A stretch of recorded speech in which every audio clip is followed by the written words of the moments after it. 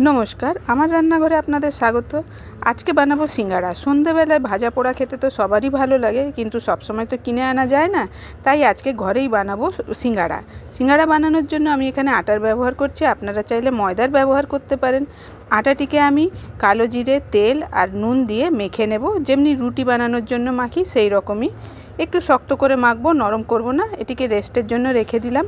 এদিকে কড়াই বসিয়ে দিয়েছিলাম, তেল দিলাম, দিয়ে একটু বাদাম ভেজে রাখলাম। বাদামটি তুলে রেখে ওই তেলেই দিয়ে দিলাম একটু জিরে ফোড়ন আর দিলাম আলু সেদ্ধ। আলুটা একটু চটকে দিয়েছি, বেশি মাখা করিনি। দিলাম একটু মটরশুঁটি, কাঁচা লঙ্কা কুচি, নুন, হলুদ আর একটু ম্যাগি মশলা। এগুলিকে দিয়ে মেখে ভালো করে নাড়াচাড়া করে নিয়েছি। সিঙ্গাড়ার জন্য পুর তৈরি হয়ে গেছে। এটিকে এক সাইডে নামিয়ে রাখলাম, ঠান্ডা হতে দিব।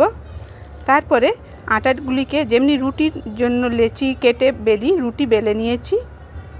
এটিকে একটি চাকুর সাহায্যে দু টুকরো করে নিলাম, একটু কোণ শেপে ফোল্ড করে নেব।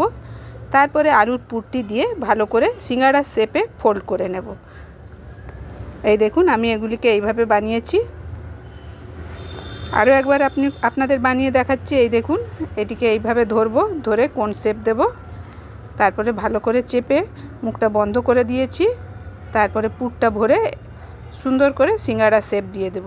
আমি এগুলিকে কিন্তু ফ্রাই করব না, আমি এগুলিকে এয়ার ফ্রায়ারে দিয়ে ফ্রাই করব। এই যে এগুলিকে এয়ার ফ্রায়ারে সুন্দর করে দিয়ে দিলাম। একদম সাঁটিয়ে দেব না, একটু দূরে দূরে দেব। এগুলি বেক হতে 15 থেকে 20 মিনিট সময় নেবে।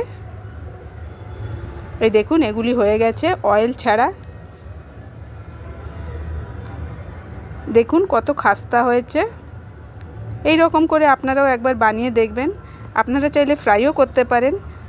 আমার রান্নাটি ভালো লাগলে লাইক আর শেয়ার করবেন, আর কমেন্ট করে জানাবেন যে আপনারা আমার ভিডিওটি কোথা থেকে দেখছেন। আর যদি ভালো লাগে সাবস্ক্রাইব করবেন। আমার ভিডিওটি দেখার জন্য অনেক অনেক ধন্যবাদ আপনাদের।